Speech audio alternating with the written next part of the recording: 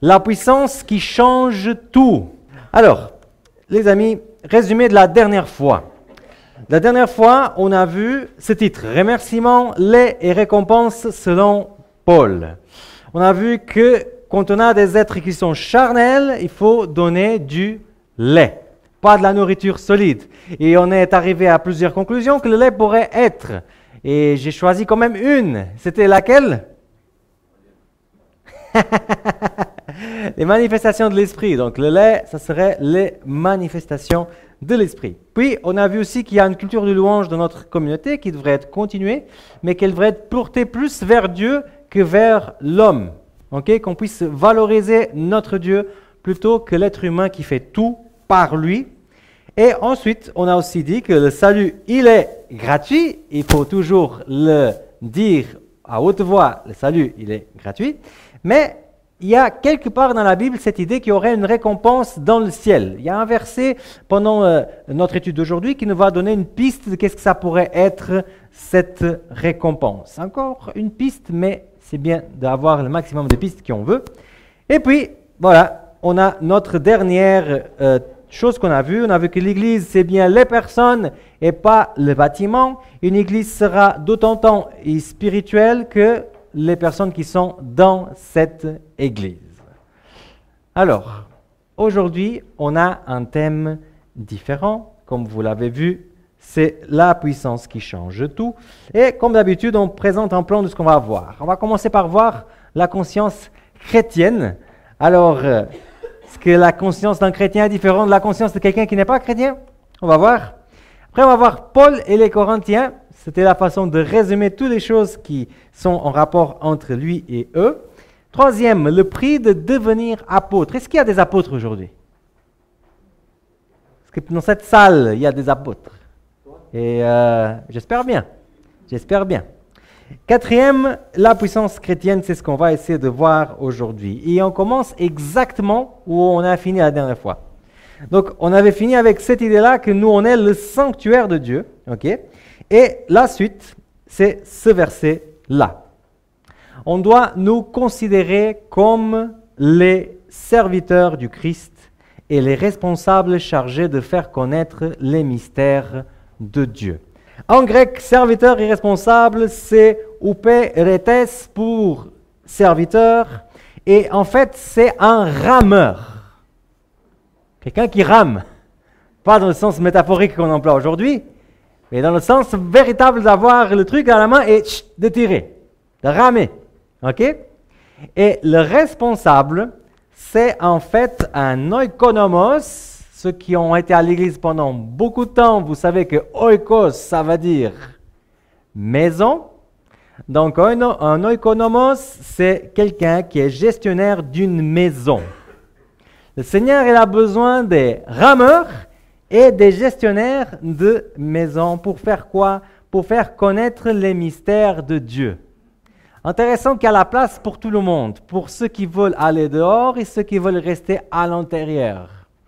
Ceux qui veulent faire un travail plus à l'interne, ceux qui veulent faire un travail plus à l'externe. Ceux qui sont plutôt pour le physique, ceux qui sont plutôt pour le relationnel. Il y a l'espace pour tout le monde. La grande question c'est, est-ce que tu veux servir? C'est la seule question qui existe et qui est importante parce qu'il y a la place pour tout le monde dans la maison de Dieu. Et l'objectif de ces deux responsabilités, on peut l'appeler comme ça, c'est qu'on puisse aider à faire connaître les mystères de Dieu. Les mystères, ça attire cette histoire des mystères. Hein? Est-ce que ça vous attire quand il y a un mystère? On emploie souvent ce mot pour vendre des livres, pour vendre des séries, pour vendre des films. Les mystères. Ok, à l'époque de Paul, c'était à peu près comme ça aussi. Le mot mystère vendait bien. Rappelez-vous que dans notre toute première prédication, on avait vu Corinthe. Et on avait vu que Corinthe était créé avec des soldats à la retraite. Et qui venaient de tous les points du globe avec l'argent dans la poche. Et qu'ils venaient aussi, bien sûr, avec plein de différentes adorations. Et une des adorations qui était vraiment en vogue à l'époque de Paul, à l'époque qu'il était en train d'écrire ça, c'est ce qu'on appelle les religions à mystère. Alors, on ne sait pas beaucoup sur ces religions, parce qu'ils étaient à mystère, mais Paul sait qu'ici il emploie ce type de vocabulaire qui va attirer les religieux de l'époque. C'est un choix qu'il fait clairement en connaissant la société et s'est dit, si je parle du mystère du Christ, les gens qui sont à fond dans les religions à mystère, ils vont s'intéresser par le christianisme.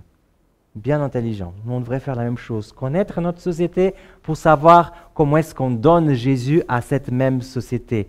Et oui, il va appeler le mystère de Dieu ce qui se passe à la croix. Le fait que maintenant, il y a l'accès pour les non-juifs. Et qu'en fait, cette croix est un mystère. Parce qu'on n'arrive pas à comprendre comment ce que Jésus a fait sur la croix arrive à nous sauver tous. OK? Donc, si on travaille pour le Seigneur, que ça puisse être pour que sa croix et Jésus-Christ puissent être connus dans le monde. Voilà, notre premier chapitre, c'est la conscience chrétienne. Et peut-être vous connaissez bien ce proverbe français, une bonne conscience est un doux oreiller. OK? Alors, si on pourrait payer des droits d'auteur de la Bible, on paierait parce que ça, c'est presque textuellement Psaume 4:4. Mais voilà, proverbe français, disons-nous. Alors, c'est vrai qu'avoir une bonne conscience, c'est quelque chose de très important. Il y a une phrase qui est souvent attribuée à un empereur romain qui dit qu'en fait, gagner une bonne conscience, c'est plus important que gagner une guerre. Et c'est clair, parce que tu peux être en paix, mais si tu n'as pas une bonne conscience, tu n'arrives pas à vivre. OK? Et l'apôtre Paul dit quelque chose de très bizarre. Quand je l'ai lu là, je me suis dit, oh attends, il y a un souci dans ce texte. Alors, moi, cela m'est égal. Vous pouvez me juger, un tribunal humain peut me juger, mais je ne me juge pas moi-même. Je pense que je n'ai rien à me reprocher, phrase compliquée à dire, mais ça ne veut pas dire que je suis innocent. Mon juge, c'est le Seigneur. Je n'ai rien à me reprocher, mais cela ce ne veut pas dire que je suis innocent. C'est une phrase difficile à dire, parce qu'elle semble un peu contradictoire. Alors, Paul, en gros, il essaie de dire plusieurs choses qui sont importantes pour nous. Il ne permet pas de se sentir jugé par des personnes, ni même par un tribunal. Ça, c'est très important. Ça pourrait être toute la prédication. Si on arrive à vivre selon le regard de Dieu et pas selon le regard des hommes, on sera mieux. OK? Et lui, il est arrivé à ça. Donc, il s'en fiche de ce que les gens vont penser, de ce que les tribunaux peuvent dire de lui, parce que beaucoup de tribunaux à l'époque le voyaient un peu comme un hors de la loi. Aussi, il n'est pas dans l'auto-jugement. Ça, c'est typique des personnes qui sont exigeantes. Ils sont exigeantes avec les autres, mais bien sûr, ils sont aussi très exigeants avec soi-même. Et lui, il n'est pas non plus dans ce piège-là. Il n'est pas en train de s'auto-juger, de penser à ce qu'il pourrait faire dans la possibilité A, B ou C. En fait, il a complètement intégré l'idée que la seule personne qui a le droit de le juger, c'est Jésus-Christ. Et je pense que ça va bien pour lui. À partir du moment quand on réalise que la personne qui nous juge, ce n'est pas ni ma famille, ni mes frères, ni mes collègues de travail, ni mes collègues à l'école, ni la société, ni peu importe ce qu'on met après, et que c'est seulement Dieu qui a le droit de me juger, il y a une paix qui s'installe dans ton cœur. Parce que tu sais que Dieu, il ne va jamais te faire un truc qui n'est pas juste. Il ne va jamais t'accuser de quelque chose que tu n'es pas coupable. Et en plus, tu sais que Jésus, il a la solution pour ton grand problème. Coupable, mais avec bonne conscience. Alors, comment ces phrases peuvent être compatibles? Simple. Parce que je peux bien être coupable et avoir rien à me reprocher si je mets la croix entre les deux choses. Quand je pêche, est-ce que je suis coupable de mon péché? Oui. Mais si je réclame le sang de Jésus à la croix, si je réclame le pardon que la croix m'apporte, est-ce que je suis coupable toujours? Non. Je suis pardonné. Mais je ne peux pas dire que je suis innocent, parce que j'ai quand même fait quelque chose. Il y a eu des dégâts. Mais le Seigneur, il m'a pardonné. Et c'est ça aussi qui est un grand mystère. Comment cet acte de Jésus me permet de devenir complètement pur. Les amis, ne vivez pas comme des gens coupables. La culpabilité, c'est quelque chose qui nous traîne, qui nous fait du mal, qui nous laisse vraiment par terre. On peut avoir plein de bénédictions de Jésus autour de nous, mais si on se sent coupable, on n'arrive pas à avancer. Laisse pas de ta vie être comme ça, parce qu'avec Jésus-Christ, tu peux te libérer de cette culpabilité. Oui, on ne va jamais dire au monde qu'on est innocent, qu'on fait tout bien. Il faut arrêter avec cette image qu'on donne au monde qu'un chrétien c'est quelqu'un de parfait. Non, on n'est pas parfait. On n'est pas innocent, comme Paul. On fait des trucs à côté de la plaque, mais plein de trucs tous les jours, en consistance et en bonne qualité. Du péché premium. Mais, malgré le fait qu'on fait du péché premium, on a la capacité de reconnaître qu'on a besoin d'un salut. Et Jésus, par ce mystère de la croix, il nous purifie. Donc on est sans reproche.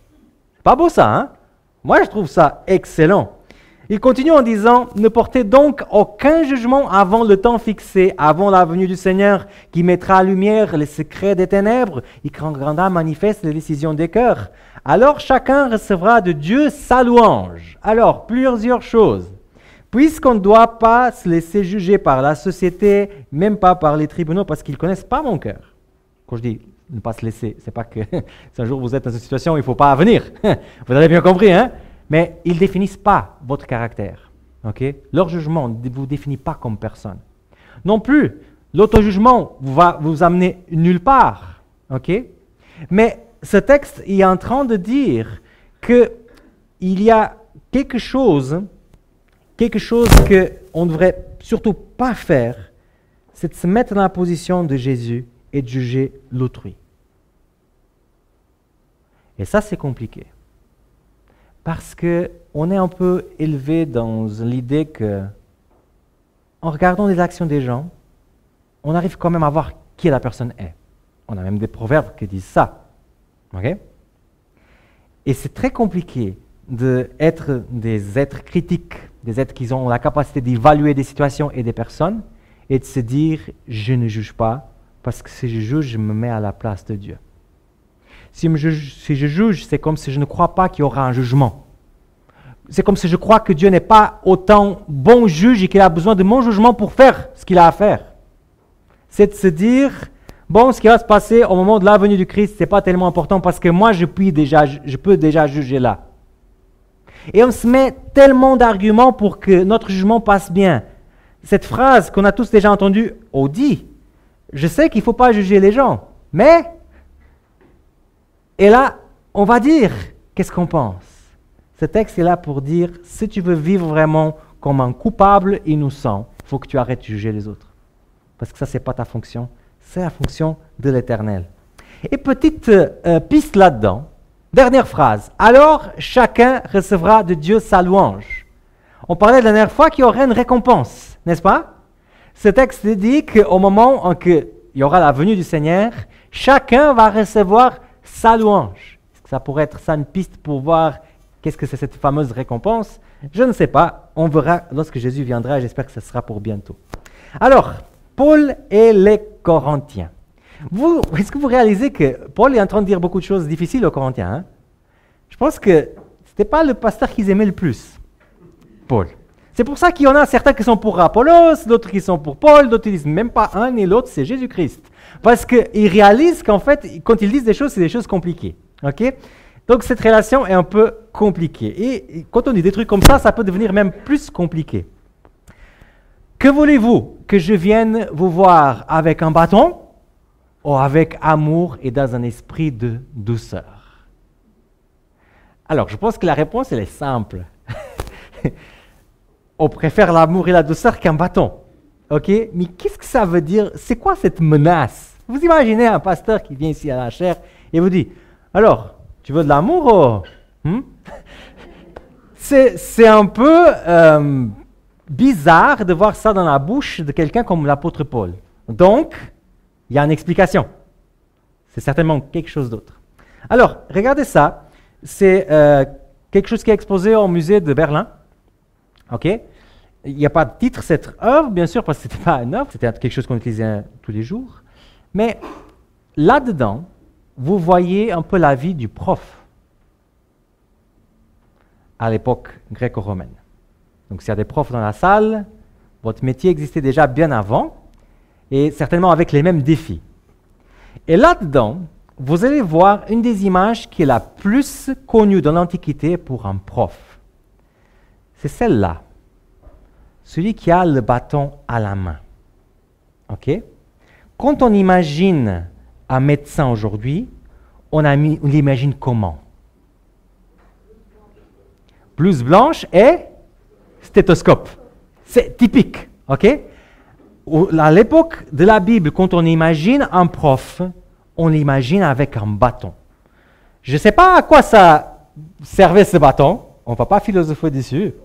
J'espère que c'était pour l'autorité et tout, court, ça, pas plus, mais c'est comme ça que les gens l'imaginent. Donc, contre l'apôtre Paul, il dit qu'il ne veut pas venir avec un bâton.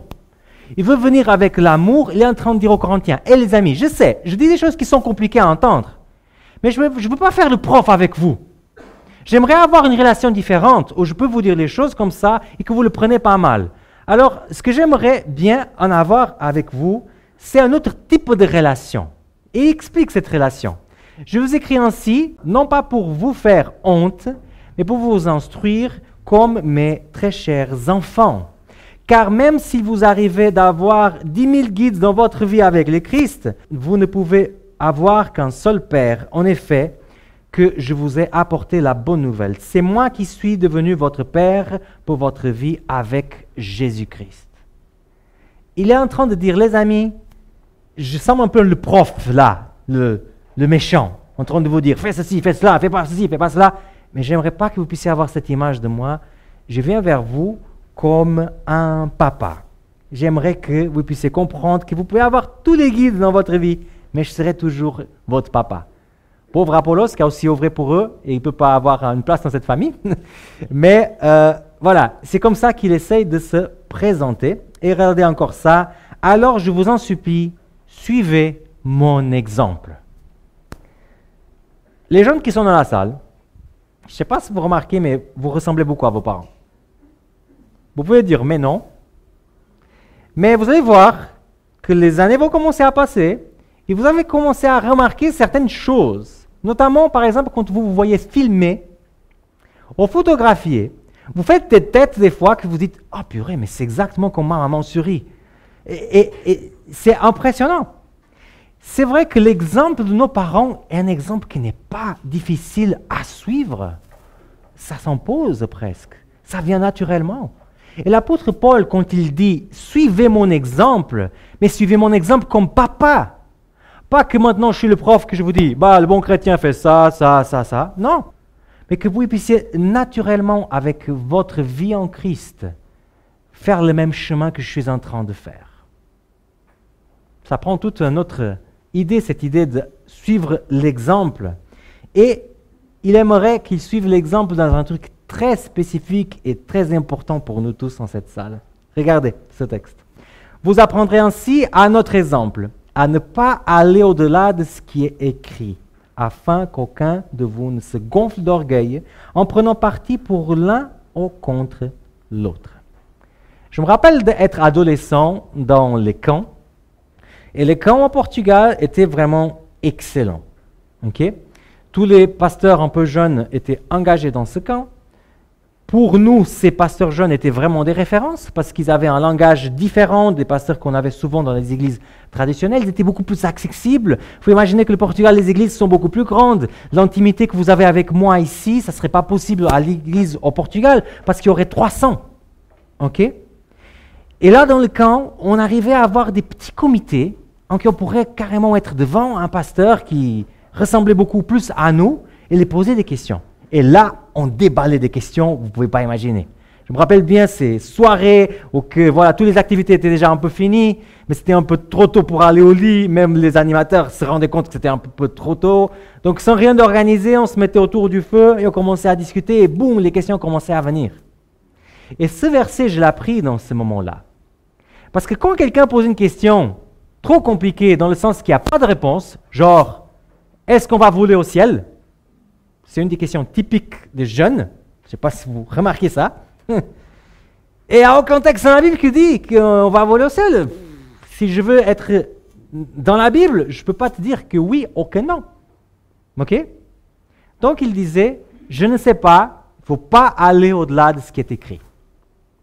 Et ce truc m'a été tatoué dans la tête. Dans l'idée que quand on n'a pas la réponse à quelque chose, il ne faut pas aller au-delà de ce qui est écrit. On peut avoir tellement envie que ça soit comme ça, mais il faut se dire, est-ce que c'est biblique ou pas? Et si ce n'est pas biblique, Il ne faut pas aller au-delà de ce qui est écrit. Moi, j'ai l'impression que beaucoup de mal a été fait dans nos églises avec des choses qui ne sont pas écrites. Des choses qui sont des traditions des hommes et des femmes. Oui, ce n'est pas que les hommes qui ont des traditions. Il y a aussi des traditions des femmes. Et si on respecterait l'exemple de Paul de ne pas aller au-delà de ce qui est écrit, notre foi serait beaucoup plus stable. Parce que la spéculation, quand elle est contenue dans un cadre spéculatif, il n'y a pas de souci. S'il y a un prédicateur qui dit « Les amis, spéculons par rapport à ce texte. Est-ce que c'est possible qu'il y aurait ceci ?» Il n'y a pas de souci. Le problème, c'est quand je fais la spéculation comme si c'était du vrai. Je suis en train de dire des choses qui ne sont pas écrites. Mais je profite de cette place ici pour faire croire à mon auditoire que c'est en fait des choses vraies. Que c'est en fait des choses bibliques quand elles ne sont pas. Véritablement un grand danger. Dans l'exemple qu'il aimerait véritablement qu'il puisse suivre, c'était justement de ne pas aller au-delà de ce qui est écrit. Mais certainement, l'apôtre Paul serait très content s'ils puissent aussi tous devenir des apôtres. Mais il y a un prix pour devenir des apôtres. Alors, on va voir cette partie-là, les amis. Il dit comme ça, « En fait, il me semble que Dieu nous a mis, nous les apôtres, à la dernière place. Nous sommes comme des condamnés à mort, jetés dans l'arène. Nous sommes donnés en spectacle au monde entier, aux anges, aussi bien qu'aux êtres humains. » Alors, je ne savais pas que les apôtres étaient les derniers. Pour moi, quand j'imagine un apôtre, j'imagine l'apôtre Paul, l'apôtre Pierre, je les imagine plutôt en premier. Est-ce que c'est l'humilité? Pourquoi elle dit ça? C'est un peu bizarre ce texte, je me suis dit. Et en fait, j'ai remarqué que là-dedans existe une figure de style qu'on appelle l'ironie. Comme elle n'est pas connue de tout le monde, parce que des fois, quand on l'emploie, il y a des gens qui ne la comprennent pas, je vais vous expliquer exactement qu'est-ce que c'est l'ironie. Est une figure de style qui consiste à dire le contraire de ce qu'on pense de manière sarcastique. Ok? Si je dis cette phrase, « Ah, t'es vraiment un génie d'avoir oublié les clés dans la voiture », je ne suis pas en train de dire que la personne est un génie. C'est une ironie. En fait, je suis en train de dire qu'il est bête, mais j'appelle génie en étant ironique. On pourrait se dire, oui, mais un chrétien, il ne fait pas d'ironie. Ah non? Alors à la maison, vous allez lire Marc 7. Jésus est ironique depuis le début jusqu'à la fin. Des fois, l'ironie, c'est une bonne stratégie d'explication. Quand on présente quelque chose de façon ironique, de façon un peu imagée, exagérée, ça arrive à mieux voir la chose. Ça devient trop clair que c'est comme ça. Et vous allez voir ce que l'apôtre Paul va faire avec cette ironie. Il va dire, Dieu nous a mis, nous les apôtres, à la dernière place. Nous, on est là, condamnés à mort. Contrairement, en fait, à vous les Corinthiens. Alors, il va se dire, entre l'apôtre et les Corinthiens, quelles sont les différences? Nous, on est fous à cause du Christ. C'est ce qui est écrit dans le texte qui est affiché là. 1 Corinthiens 4, 10 à 13. Mais vous, vous êtes avisés dans le Christ. Nous, on est faibles, mais vous êtes forts. Nous, on est déshonorés. Et c'est là qu'on se rend compte que c'est un peu ironique. Parce que quand même, être déshonoré en tant qu'apôtre, tu vas trop loin. Et vous, vous êtes glorieux. Et après, il voit, voilà, l'ironie est déjà bien établie, donc maintenant, je vais continuer à parler des apôtres. À cette heure encore, nous souffrons de la faim, de la soif, nous manquons de vêtements, nous sommes battus. Nous passons d'un endroit à l'autre. Nous travaillons durement pour gagner notre pain. Quand on nous insulte, nous bénissons. Quand on vous persécute, nous supportons. Quand on dit du mal de nous, nous répondons avec bienveillance. On nous considère maintenant encore comme les balayeurs du monde, comme le déchet de l'humanité. L'apôtre Paul est en train de dire, quand on regarde notre vie en tant qu'apôtre et votre vie en tant que membre d'église à l'église de Corinthe, il y a quand même un peu de différence. Oh, vous êtes bien établi, avec vos cultes, vous êtes glorieux, vous faites vraiment les choses fortes, vous savez beaucoup des choses de la Bible. Nous, on n'est pas à votre niveau, nous, on est à la dernière place. Qu'est-ce qu'il est en train de dire là? Il est en train de dire quelque chose de très touchant, les amis. Il n'y a pas des photos, donc j'ai dû prendre une photo qui n'est pas vraiment la vérité. Quand il existait l'Union soviétique, tu ne pouvais pas te faire baptiser à cette époque-là. Si tu te baptisais dans une église et la police savait, tu allais en prison. Alors, nos frères adventistes et d'autres chrétiens, comment est-ce qu'ils se baptisaient au temps de l'Union soviétique et à l'intérieur de l'Union soviétique? Pardon? Non. Pardon? Ah ouais? Mais encore un détail que je n'ai pas pu mettre dans la photo. Le soir, pour ne pas être vu. connaissez le pasteur Andrei Ostrovsky de notre fédération, qui est biélorusse. Leurs père et grand-père ont été baptisés comme ça. Le soir, sortir sans personne qui te regarde, toujours en regardant en arrière, pour aller dans le lac, casser la glace au milieu de la nuit, toujours avec la peur que quelqu'un te voie à casser la glace pour avoir le baptême. Mais la plupart d'entre nous aujourd'hui, on se baptise dans des beaux bassines avec lumière, avec la famille, cadeaux à la fin et tout ça, grosse fête canadienne à manger jusqu'à exploser comme j'aime. C'est quand même un peu différent. Alors, je ne veux pas enlever du mérite du baptême qui est stylé, riche, on va l'appeler le baptême riche. Je ne peux pas enlever de la relation, parce qu'on peut se baptiser comme ça et avoir une relation gigantesque avec le Christ, et on peut se baptiser la nuit dans la glace par orgueil. Okay? C'est tout à fait possible. Mais l'apôtre Paul essaie de montrer, on est en train de vivre quand même des christianismes un peu différents.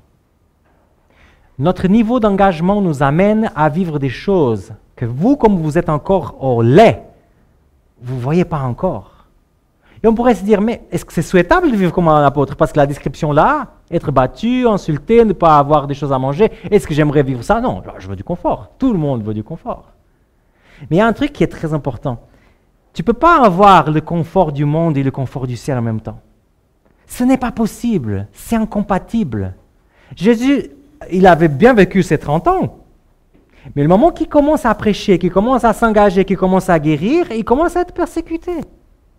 Dans notre vie spirituelle, quand on veut véritablement devenir des apôtres de Dieu, des envoyés de Dieu, faire exactement ce qu'il nous dit de faire, notre vie ne sera pas classe. Et moi, je regarde la mienne. Moi, je serais beaucoup plus confortable dans mon pays, avec une petite formation universitaire, avec maison achetée, en train de vivre paisiblement, qu'être dans un pays étranger, en train d'essayer de percer dans des choses nouvelles et de convaincre les gens que Jésus est le salut. Ah oui, ça, je n'ai pas choisi du tout la chose facile, ça c'est clair.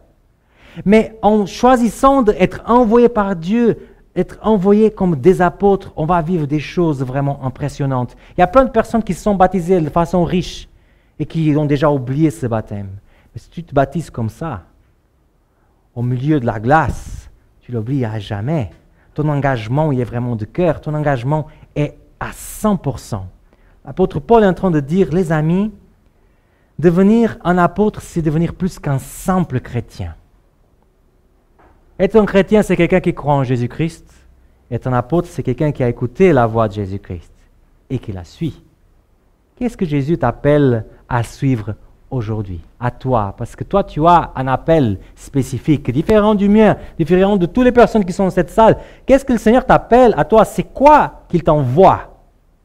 Qu'est-ce que ça veut dire, le mot apôtre?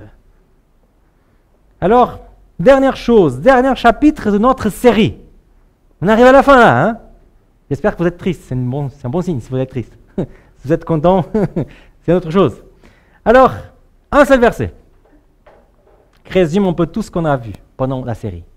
Car le royaume de Dieu n'est pas une affaire de parole, mais de puissance. Et si on arrive à mémoriser ça, ce serait vraiment important. Le royaume de Dieu n'est pas une affaire de parole, mais de puissance. Waouh! Ça fait écho à quelque chose que Jésus avait déjà dit aussi. Jésus lui répondit, « Vous vous égarez parce que vous ne comprenez ni les Écritures, ni la puissance de Dieu. » Les amis, je dis souvent, et je dirai jusqu'à ma mort, ou jusqu'à le retour de Jésus-Christ, que notre Église a une qualité qui en même temps son défaut. L'Église adventiste, elle est très forte au niveau biblique. Et je ne connais personnellement pas aucun mouvement religieux qui soit plus attaché à la parole que nous. C'est pour ça que je suis adventiste. Il n'y a pas. Et je l'ai trouvé. Je l'ai cherché, mais je ne l'ai pas trouvé. Par contre, Jésus nous dit qu'on s'égare si on a juste un et par l'autre. La puissance. C'est quoi la puissance? C'est le Saint-Esprit. Tout ce qu'on a vu là-dedans. La différence entre sagesse humaine et sagesse de Dieu.